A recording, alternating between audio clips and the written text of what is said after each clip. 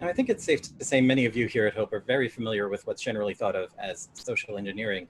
Our next presentation will take a deep dive into the subject, including some less familiar areas of social engineering. We present Robert W. Gehl and Sean Lawson with a history of social engineering from mass to interpersonal to Masspersonal. Hi, I'm Robert W. Gehl. I'm a professor of communication here at Louisiana Tech University. I'm calling in from beautiful northern Louisiana. And I'm Sean Lawson. I'm a professor of communication at the University of Utah, and I'm joining you all from sunny Salt Lake City.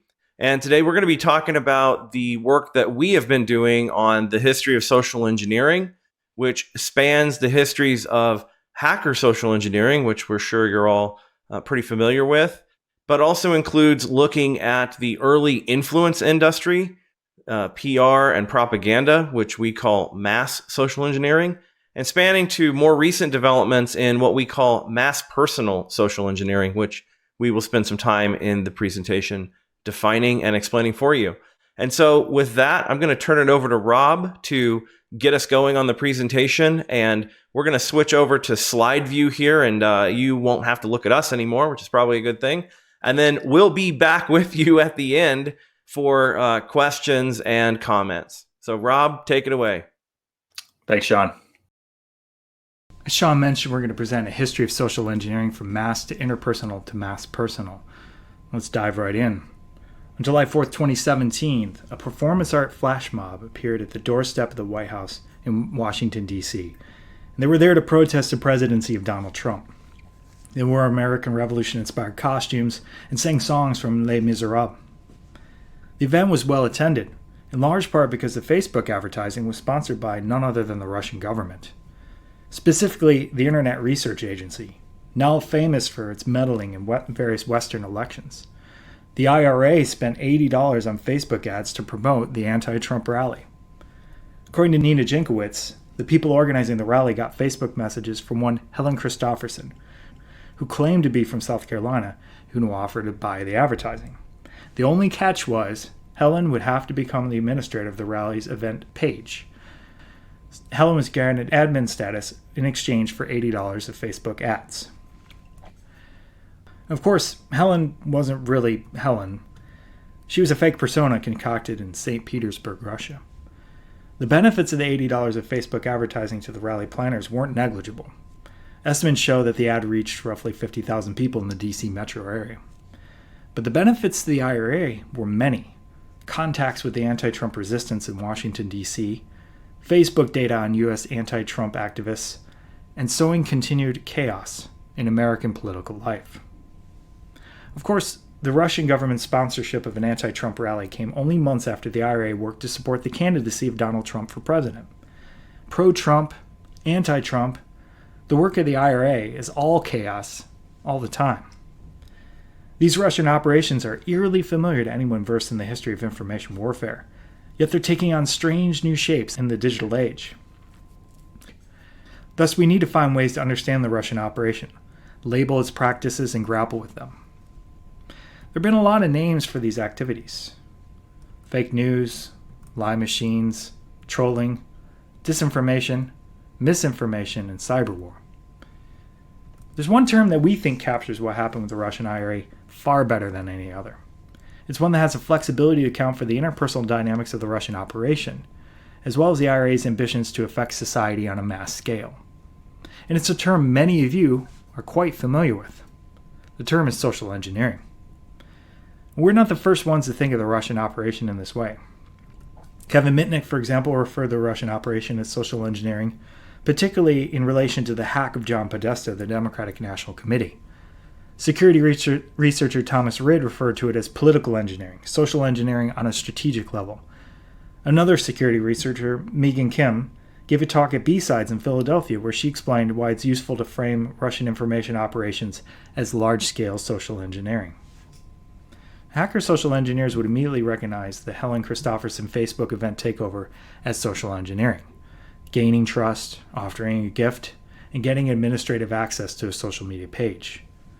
It comports the security consultant Sharon Kanehiti's definition.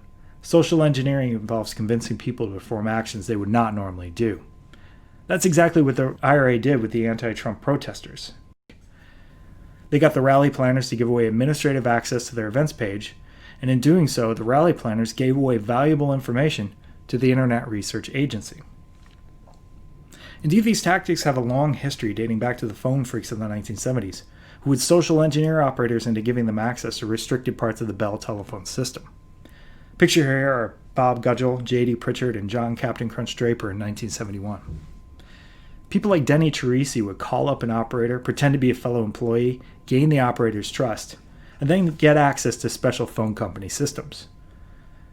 He might call up an operator, for example, and pretend to be a fellow employee needing access to special test lines that might allow him to do a telephone conference or break into other people's phones. This is an interpersonal con directed at one person, in this case, an operator. Phone phreak social engineering translated quite easily to later hacker practices. In the 1980s, Kevin Mitnick and Susie Thunder, pictured here, used social engineering to con passwords out of people or to get access to networked computers. Hackers do the same thing to this day, often via email, but also over the phone or even in person. But in this presentation, we want to take a wider scope than just phone phreak and hacker social engineering. We want to read the Russian operation through the lens of another group of people who call themselves social engineers, the creators of public relations and mass media propaganda in the early 20th century. These engineers of consent, Ivy Lee, Edward Bernays, and Doris Fleischman, saw themselves as elite masters of crowds. They felt that their duty was to convince the masses through media messages. They did their work at mass scale, targeting society as a whole. Their form of social engineering appears in the 1890s and reached its apogee in the 1920s to 1950s. Like other forms of engineering, the conception here is simple. Let's take the principles uncovered by the new social sciences, things like sociology, economics, psychology, and apply them to social problems. They drew on these social sciences to shape society via newspaper, radio, or movies. For example, in 1934, Doris Fleischman called for a dictatorship of women's fashions in the United States to manage women's tastes with engineering exactness. It could be carried out so the various techniques of propaganda might be more efficient. Fleischman's PR partner and husband, Edward Bernays, also builds on this idea. His essay, The Engineering of Consent, published in 1947, is especially relevant because it focuses on the new mass media to elaborate techniques of social control. It's worth spending a bit of time on this particular essay by Bernays. As Bernays argues, today's leaders, with the aid of technicians in the field who have specialized in utilizing the channels of communication, have been able to accomplish purposefully and scientifically what we have termed the engineering of consent. He goes on, words, sounds, and pictures accomplish little unless they are the tools of a soundly thought-out plan and carefully organized methods. If the plans are well formulated and the proper use is made of them, the ideas conveyed by the words will become part and parcel of the people themselves. We see here in Bernays' plans the application of the new social sciences to society. This is analogous to the application of scientific principles to physical engineering. Much as an engineer would take scientific principles of physics and apply it to bridge building, the mass social engineer would take the truths of social science and implement them, perhaps even injecting them as with a hypodermic needle, into the consciousness of people. The vision is modernist, progressive, rational, and objective. It targets masses, the people, crowds, groups, mass communication, and mass psychology. Mass social engineers had a vision as grand as that of their counterparts in civil engineering, perhaps even grander. Whereas the civil engineer could shape a landscape with a bridge, dam, or canal, the mass social engineer would shape society as a whole, rationalizing it, ridding it of crime and class and racial conflict, purifying it, making it moral, making it efficient, and improved. So social engineering has two meanings handed down to us from over the past century. An interpersonal manipulation of targets, often over the phone, email, or even in person, and an older meaning of shaping society through mass media. Because social engineering carries these two meanings, hacker con artistry and mass media propaganda, we find it to be an excellent way to think about the Russian operation. In fact, we suggest the Russian operation weaves together both meanings of social engineering into a third form we're calling Masspersonal social engineering. We see Masspersonal social engineering as the manipulation of individuals, like the phreaks and hackers did, but with the goal of affecting society as a whole, like the mass social engineers. If we had to reduce this to a specific communication technology, it would be corporate social media, with its affordances for what some scholars are calling mass personal communication. The mass engineers use newspaper and radio, and of course the phone freaks love telephones. Today, social engineering is happening on Instagram, LinkedIn, Twitter, and Facebook. Sean and I are writing a book for MIT Press about mass personal social engineering titled Social Engineering: How Crowd Masters, Phreaks, Hackers, and Trolls Created a New Form of Manipulative Communication. And to show how mass personal social engineering works, we're going to draw heavily on the idea of hacker social engineers. Why would we do this? Well, this is because hacker social engineers have developed a language for what they do that is brutally honest. And the concepts they use are sophisticated and eye-opening. We find the language of hacker social engineers to be intellectually rich. For example, in a bulletin board message in 1993, Legion of Doom member Mentor explained social engineering this way. For those of you who may be new, engineering is short for social engineering, which is long for bullshitting. Now, our impulse as academics might be to reject this term bullshitting. It sounds crude, it doesn't sound scholarly. But as we will show, philosophers have taken the idea of bullshit very seriously, and we will too. So our presentation is a history of social engineering, but instead of telling our history in a year-by-year fashion, we will divide it up using the phone freak and hacker social engineering concepts: trashing, pretexting, bullshitting, and penetrating. We'll use these concepts to better understand both mass social engineering of the early 20th century and the Russian operation of the early 21st century. So let's start with the trash. The first thing social engineers do is gather information on their targets. These days we might call this OSINT, open source intelligence, and use Google Dorks or social media searches. Back in the day of the mass social engineers like Bernays and Fleischman and Lee, they would talk about collecting facts about their publics. This could include basic demographic data or information collected through surveys. But the phone freaks and early hackers had a very provocative term: trashing or dumpster diving. Phone freaks and later computer hackers discovered that phone companies and corporations threw away valuable information: manuals that explain corporate jargon, organizational charts, even network structures and passwords. The idea of going through corporate trash was extended into the digital realm. An article in 2600 in 1984 suggested if you build a crosstalk amplifier, you can hear a lot in the electronic garbage heap of telephone signals. Suppose one day you hear the crosstalk of a modem conversation. You could record it and decipher it. And computer hackers share techniques of going through memory dumps. In her testimony to the U.S. Senate in 1983, Susie Thunder referred to this as garbology, which is another fascinating term. So we like the freak hacker term trashing because it implies going through things that people have thrown out, things that are overlooked, things that are forgotten. It captures the same act we do when we do research on the internet. We see this logic in contemporary interpersonal hacker social engineering use of data dumps or OSINT research. As for mass social engineers of the early 20th century, they talked about similar things back in the 1940s, suggesting that advertising engineers should go through a household's empty packages, that is, their trash, in order to learn what people are consuming. As for Russian interference in Western democracies, one example of trashing included going through abandoned Hillary Clinton staffer email accounts. As the Associated Press reported in 2017, operatives with Fancy Bear began testing old Hillary Clinton campaign staff emails. One of the first emails they tried was for a staffer named Rahul Srinivasan. His email had been unused for nearly a decade. Like many of us might do, he threw it away when that part of his career was over. It took several waves of working through similar discarded email addresses that were known to be registered with HillaryClinton.com's domain before the Fancy Bear team found active email accounts, narrowed their list of targets, and eventually spoofed John Podesta into clicking on a malicious link. Like the trash bins behind the phone company, the internet itself is a digital dumpster, containing out-of-date and discarded information that has to be sifted through in order to glean enough to refine an attack. So now let's turn to pretexting.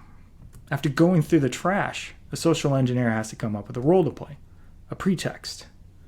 The classic pretext for the phone freaks was, of course, playing the role of a line repair person calling from the top of a telephone pole. A more recent example might be pretexting as a doctor. We're unfortunately living with a global pandemic, and doctors are trusted figures. Want people to trust you? Maybe you should get to eBay and buy a doctor's lab coat. It's important to note that social engineering pretexts often exploit racial and cultural stereotypes. As social engineer Chris Hadnagy puts it, the goal of the social engineer is to get you to make a decision without thinking. And a way to get your target to not think is to have pretexts that play to existing stereotypes, including racial, gender, sexual, or class stereotypes. For example, Sharon Kanhidi notes that the pretexts available to her, since she presents as a petite woman, include cleaner, teacher, or waitress or caterer. She notes she has trouble when she plays a role of IT support, even though she knows a lot about computers. When she pretexts as IT support and wanders around a building, people come up to her and ask her if she's lost. Much as I hate it, she says, you play to stereotypes. This can include things like accents. These days, social engineers might use an Indian accent or hire someone to do this, to play the role of tech support over the phone. In the 1990s, they might have used a Japanese accent, as Kevin Mitnick did. Mass social engineers also play to stereotypes. In fact, the concept of the stereotype was developed during their day. Edward Bernays talked about stereotypes extensively, arguing, we all have stereotypes which minimize not only our thinking habits, but also the ordinary routine of life. He argued that the mass social engineers needed to take advantage of such stereotypes. The PR team of Bernays and Fleischman worked for the American Tobacco Company, with the goal of increasing smoking among women. They used stereotypical images of thin women and associated thinness with smoking. Reach for lucky instead of a sweet was the slogan. Unlike hacker social engineers, though, mass social engineers like Bernays and Fleischman did not perform their own pretexts. Instead, they used proxies like a group of high society women in New York City who were convinced to throw a green ball in 1929 to promote green as a fashionable color. What Bernays and Fleischman failed to mention was that the green ball was covertly sponsored by American Tobacco, and the goal was to ensure that women would find the green packaging of Lucky Strikes to be fashionable. As for the research on Russian mass-personal social engineering, it shows that they use multiple pretexts, including Black Lives Matter and Texas gun rights activists. We already saw at the beginning of this talk how the Russians used the pretext of anti-Trump activist after Trump won. And the goal of all these pretexts, Black Lives Matter, Texas gun activists, anti-Trumpers, was to amplify existing social roles and debates in order to create more divisiveness in the United States. The Russians tapped into existing stereotypes in American society with their pretexts. In the specific case of pretexting as Black Americans, the Russian operation was bent on suppressing the vote, discouraging Black Americans from voting since the system is stacked against them.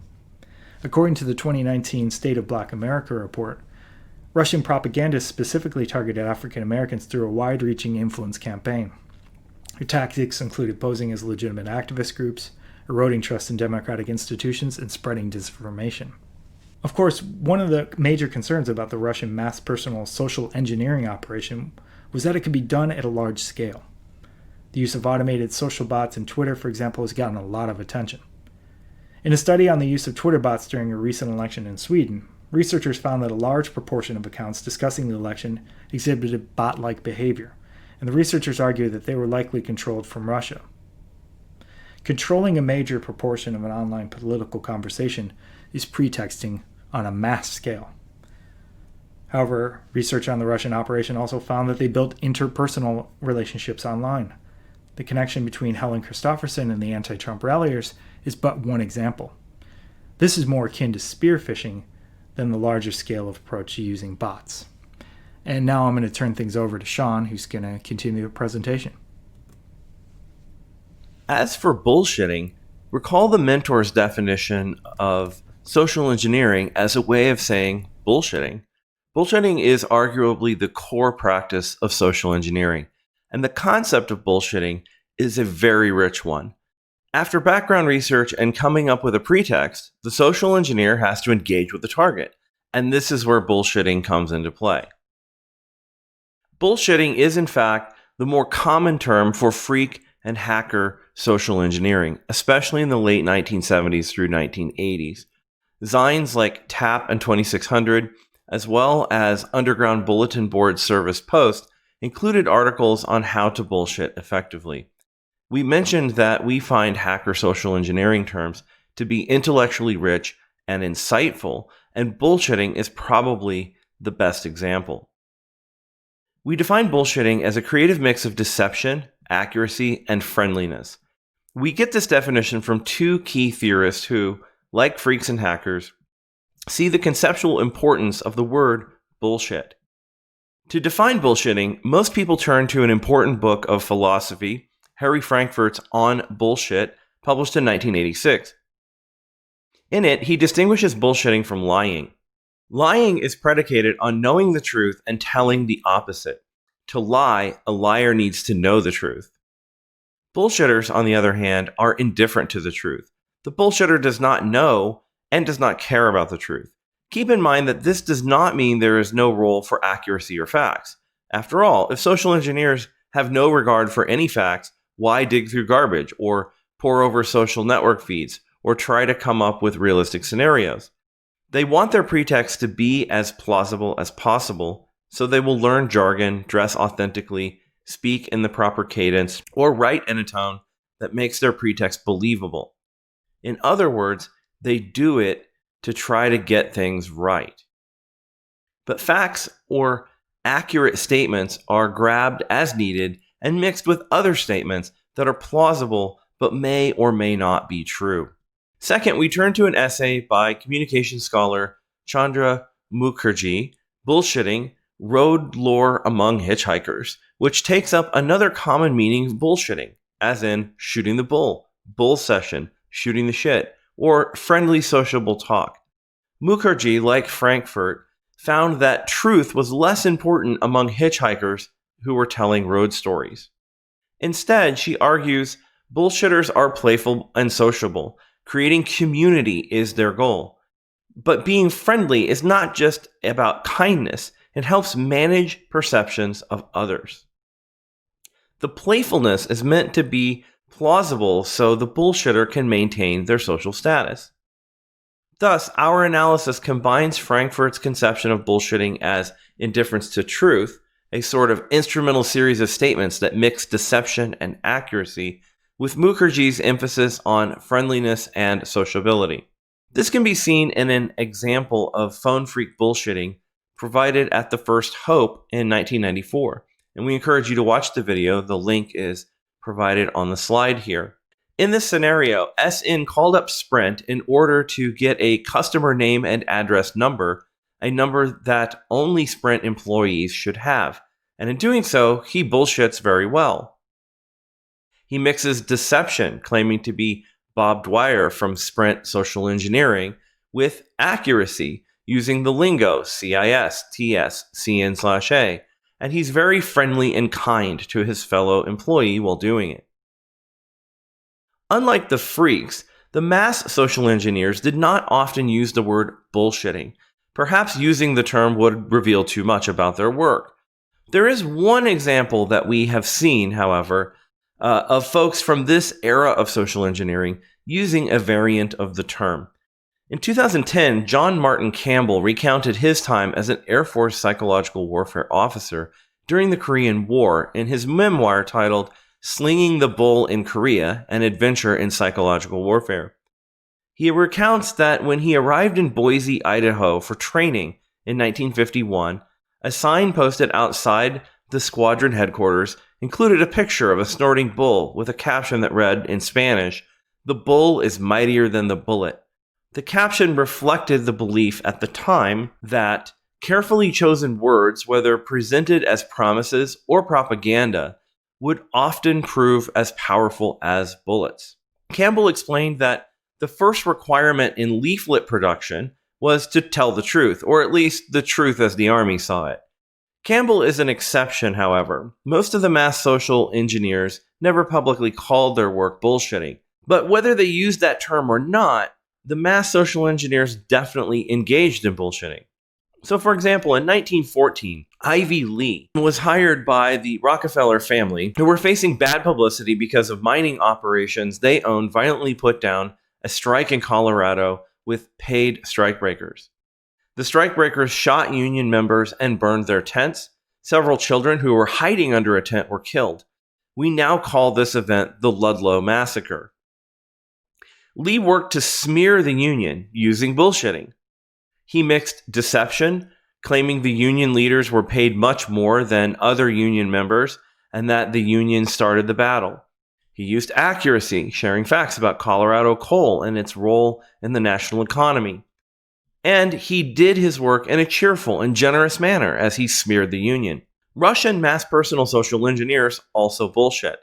That they deceived people is now obvious. They were definitely not Black Lives Matter activists or gun-owning Texans. This is why we're hearing so much about the Russian operation being fake or being lies. However, we think that simply calling the Russian operation a bunch of lies misses what they did. They didn't lie, they bullshitted. Reports on their operation note that they tried to get things right, particularly the language and politics of the American groups that they were targeting. And they were friendly, playing games with people that they engaged with, sharing inspirational images, and being kind. So one example from a U.S. Congress commissioned report illustrates this. Here's a collection of Texas-themed memes that the Russians shared on social media. And there's a lot of bullshit here. We have fake statistics about how successful Russia would be if it seceded from the United States. We have, of course, images of Texas. And this includes images of Texas wildflowers and wildlife. So here we see a mix of deception, accuracy, and friendliness. This is, quite frankly, bullshit. And as the phone phreaks and hackers taught us, bullshit containing all these elements is very effective for social engineering. Finally, let's turn to penetrating. Again, we reach for a hacker term to understand social engineering in all its forms. Professional hacker social engineers now often refer to themselves as penetration testers or pen testers. And pen testing is, of course, a job where organizations hire social engineers to test their security. Pen testers might use phishing or in-person engagements, and any security holes they find ought to be written up in a professional report and, of course, reported to the client. Their goal is relatively clear: access or penetrate a system or organization. But despite being professionals, we can still rely on hackers to tell the honest truth. I just want to F you up, says Jason Street at DEF CON 19. I just want to mess you up in the worst possible way. I want to be the worst thing to ever happen to you at the worst possible time. Street is presenting his approach to penetration testing. He has stolen purses, laptops, even cars, all while being paid to do so. His viciousness, his talk is titled "Steal Everything, Kill Everyone, Cause Total Financial Ruin," is not prurient, however, but rather is in service to a greater goal of security. Pen testers like Street aren't doing this for fun, but for our benefit. As Sharon Conhede puts it, remember, once you are a social engineer, you deceive, manipulate, and trick people for a living, but you also educate them. And social engineers are very successful at deceiving and manipulating for good.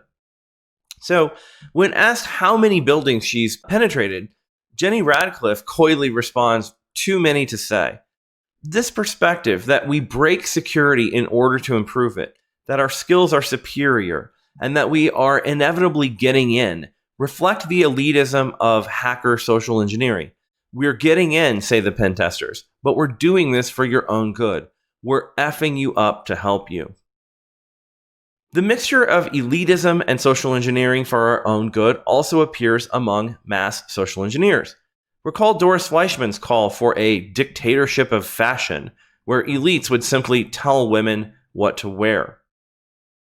Likewise, Ivy Lee held similar views, arguing that the crowd craves leadership. If it does not get intelligent leadership, it is going to take fallacious leadership. We know that the leadership which the mob has often received, not only in this country but in other countries, unless corrected, is liable to produce disastrous consequences. And Edward Bernays mounted a defense of propaganda in democratic societies in his famous 1928 book, Propaganda. The mass social engineers also used the language of penetration. Specifically, they sought to penetrate media markets, media systems, and ultimately news coverage. Success for them was defined in terms of numbers of newspapers covering events, how many news stories, and letters to the editor.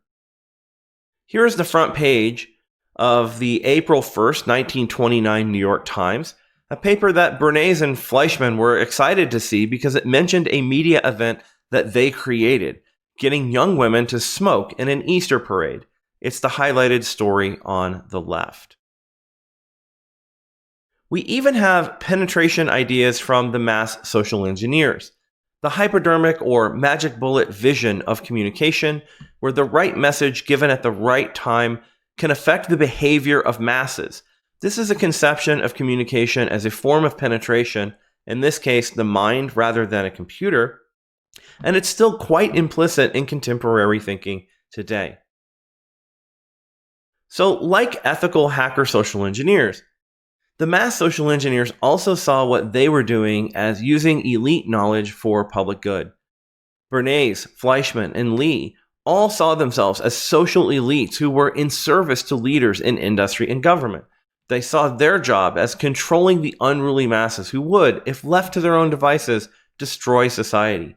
Only through the beneficent control of mass social engineers could we enjoy life in America to its fullest. Once again, let's take this hacker social engineering term, penetrating, and consider the newest social engineering, mass-personal social engineering. We see in the IRA operation a mixture of the interpersonal hacker form of penetration and the mass social engineering form of market penetration and manipulation.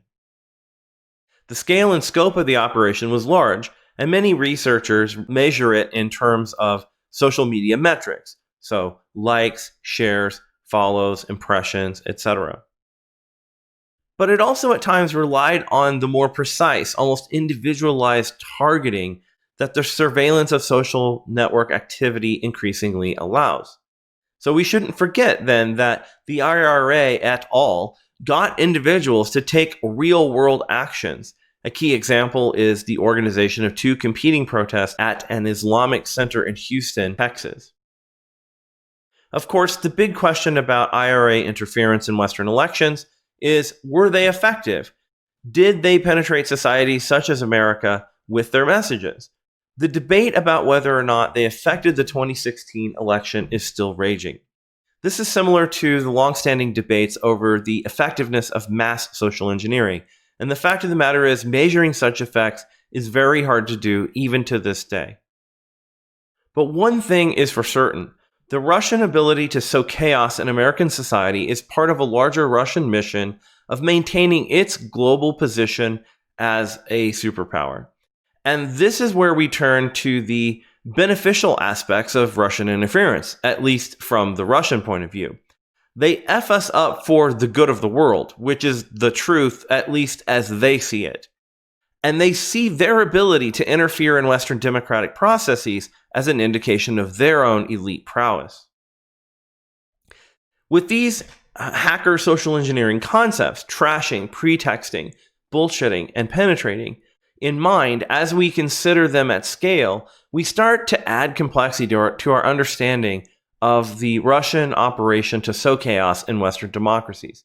It makes sense, we suggest, to call these efforts social engineering because it echoes the older mass social engineering of the 1920s, as well as the newer hacker social engineering of the 1970s onward. We would suggest that the process of mass-personal social engineering includes research culled from digital sources, including overlooked digital information, pretexts based on social media profiles.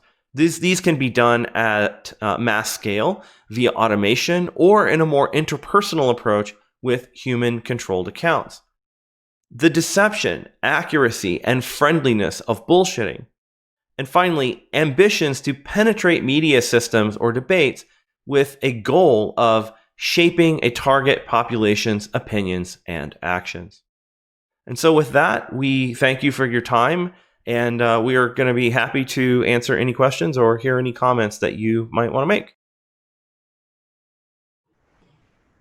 This is A History of Social Engineering with Robert W. Gehl and Sean Lawson. Thank you both very much for joining us. Thank you. We'd like to invite those of you attending Hope to ask Robert and Sean your questions.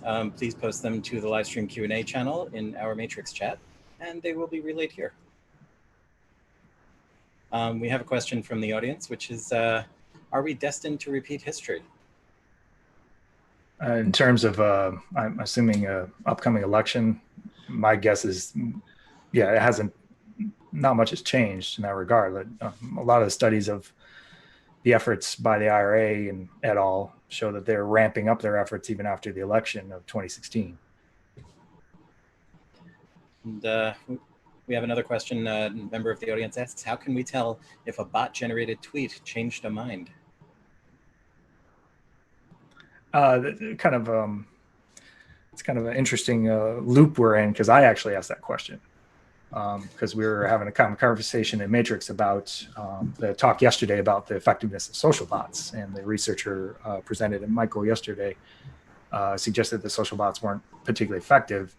The problem is I don't know how you measure the effectiveness of something like a social bot changing a mind. I'm not sure, because there's no experimental isolated group we could work with, and it's very hard to crawl inside people's minds and figure out what they're thinking and if a tweet changed a mind.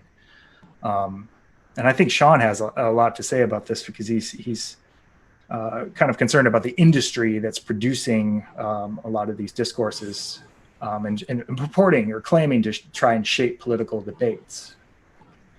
Yeah, so I'm not quite as concerned about, an individual bot changing an individual mind, right? I don't know that you're ever really going to be able to measure that, and I don't know that that's really happening so much. I think the pathway by which perhaps minds are changed is probably more in the aggregate and over time, and that's going to be also a difficult thing to sort of measure. But I also think that there's a lot more to mass personal social engineering than just the automated Twitter bots that we have all heard about. I think it's a thing that people really focus in on because, it doesn't really even take a lot of training to be able to go out and start uncovering bots and finding accounts that are obviously bots, and then, seeing who are they following, who are they retweeting, what hashtags are they using, and start, putting together those pretty colorful network graphs that individuals and different organizations put together and publish online.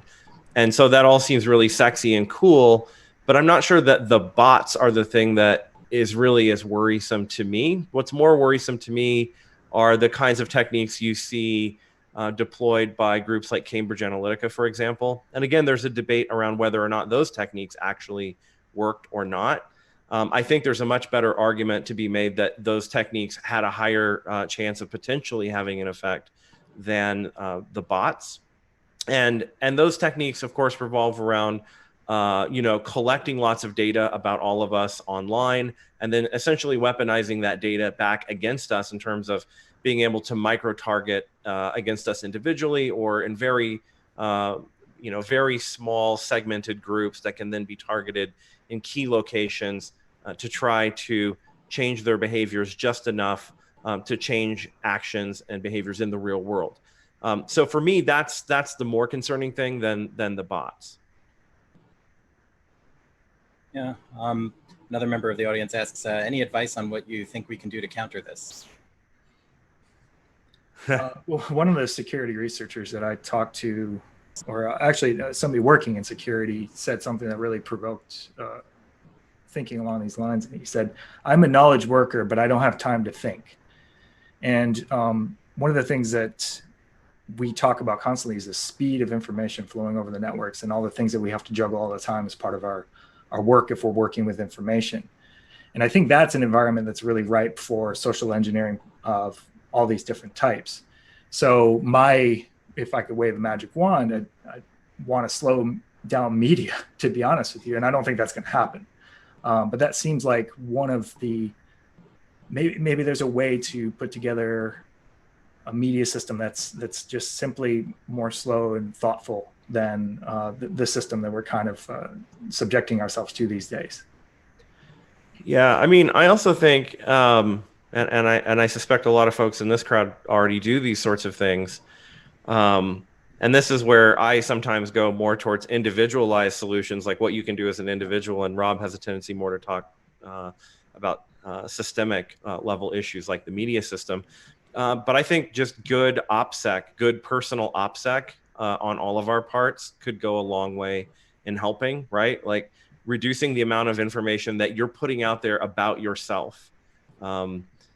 Because that information that you're putting out there, that's the digital garbage that we're all leaving behind, that the bad guys, whether it's a hacker social engineer that wants to come along and get into our email or get into our computers, is using. And it's the same kind of digital garbage that the Cambridge Analyticas and the Russian trolls of the world are potentially aggregating and using to target us individually or in small segments to try to manipulate, elections and manipulate behavior in the real world. So, be careful what you're putting out there about yourself.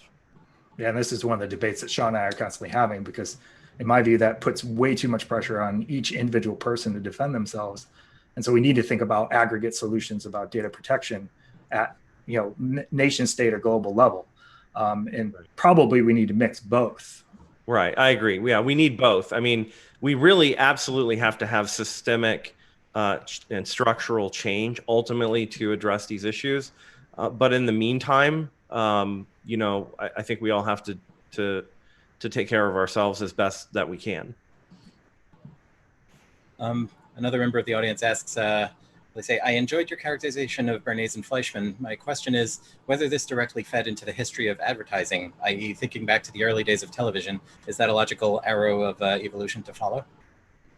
It's part of the story, yeah. But Bernays and Fleischman, Lee, saw advertising as one of the tools in the toolbox, but they did some really innovative things to, as Bernays would put it, kind of shape the social environment of people. And so one of the things that we mentioned in the talk is the green ball, which wasn't an advertisement per se. It was Bernays and Fleischman encouraging a bunch of high society women in New York to basically make green the fashionable color of the year. And that was all in service to American Tobacco, which was trying to promote Lucky Strike cigarettes, which came in this green packaging. And they were trying to encourage more women to smoke. So getting people to think green was fashionable, and therefore I could carry this package of cigarettes around and it matches my, outfit, was a goal that they put forward. And they did get media coverage. And so that's not really an advertisement. And to use the language that we're picking up, it's a pretext, which I think is a distinction or a distinct entity from advertising. We are asked, are all levels of interaction compromised? There's interpersonal, mass media, but is there something else like communal media in some form? I'm looking at you, Sean. Oh man, I don't know. I thought this is where you're going to give a pitch for like Mastodon or alternative social media. That's your hobby horse lately. Yes, it is. Yes, I definitely recommend leaving corporate social media for the alternatives. I mean, I don't know. In my case, in my own, and I guess this gets back to the individualized solutions and responses versus systemic. In my own personal case, I mostly try to follow people that I vet, myself, and I try to make sure like they're real people and they're legit. And I usually, I take all the folks that I interact with and I put them in categories. I put them in lists. So like if you go and look at my Twitter profile, you'll see that I follow quite a lot of people. I'm pretty generous in terms of if people follow me, I usually follow them back if they look, halfway legitimate at all. But the only ones I actually see content from are really the people that I sort of curate out into different topical lists. And those are the folks that I really pay attention to. Because, I'm sort of paranoid about, being one of those people that falls for some trick and I retweet something that was, bullshit, right? And then everyone's like, haha, you have a PhD, but you retweeted this thing from a bot or whatever, right? So I'm like, I don't want to be that guy. And so, I mean, I guess, yeah, like that's one way to deal with it on an individual level. If you're worried about interactions being compromised, is just try to have fewer interactions and narrow the scope of the content that you're consuming, the people that you're following and that you're interacting with. I mean, we could probably all do with slower media, as Rob said, and probably, a smaller stream of information that is coming at us, from the fire hose every day. We're all going to be okay if we don't have, as many tweets and Facebook posts and garbage being thrown at us every day. and if we're a little more careful in terms of like curating our sources and paying attention to what it is we're consuming and what it is that we're sharing. Talking of the stream of garbage that's thrown at us, someone asks, can quasi-real-time third-party fact-checkers bring back trust in random media? Could that be the future? Actually, there's a lot we can learn from the history here. So if we go back to the mass social engineering period, so, turn of the century, 1900 through 1940s, around that time, the progressive movement was really interested in what they muckraking journalism. And the basic idea was, let's collect facts about, say, this large corporation, this monopoly. We'll present the facts to the public, and the public will become outraged and want to regulate that company or rein it in somehow. And that got picked up very quickly by the mass social engineers, who said, all we're doing is dealing in facts, but we're giving the facts as basically our patrons want them presented. And so I don't know if facts are the antidote, because I think when we look at bullshitting, the term we're taking seriously here, it's a mixture of facts and deception and friendliness in such a way that it's very, very convincing and almost overrides an interest in facts, or just pure information in that sense. A member of the audience asks, how do we protect or inform the average person who does not know that this is happening to them, and they fall for it, and then they believe it, and now their minds are even harder to change? Yeah, a lot of people are working on this. How do you deal to take up a conspiracy theory, like a conspiracy theory about a global pandemic, for example? And a lot of the research shows that you can't just simply, again, throw facts at somebody and say, look at all this, how could you be taken in by this? How could you be duped? You almost have to take on their mindset for a while, think about the conspiracy theory, think about why it's attractive to that person, and then slowly kind of chip away at it. So it's not a matter of just simply throwing information at people. It's really meeting with them and doing the hard work of that kind of interaction and debate, discussion. It's something that, at least in the US, we seem to be shying away from. When family comes to visit, we're told, don't talk about politics, don't talk about religion, and so on. Maybe we have to talk more. I think, another idea I have had, and I don't know if this would work or not. I guess this would be a thing for, some of our more social science kind of colleagues to test out in more of an experimental kind of setting. But it seems to me that, if you talk to some people about the bullshit that maybe they have fallen for online, they get very defensive, right? Because they don't want to believe that they have been duped and that, they got fooled and maybe they're helping to perpetuate a lie. But I think if you talk to people about how, there are large companies like Facebook and Google, or there are shadowy sort of marketing companies like Cambridge Analytica, which is a subsidiary of a foreign defense contractor, and hey, look what they're doing in our election, that would upset a lot of people, regardless of what they believe in their own sort of personal political beliefs. I think a lot of people would be upset about the idea that there are hidden forces or there are nefarious actors that are trying to manipulate you behind the scenes, that are using your information against you to try to con you in some way. And I think a lot of people would react negatively to that. So maybe that's the angle to talking with people, not necessarily going after the bullshit that they believe, but trying to educate them about the fact that you have to be very careful, because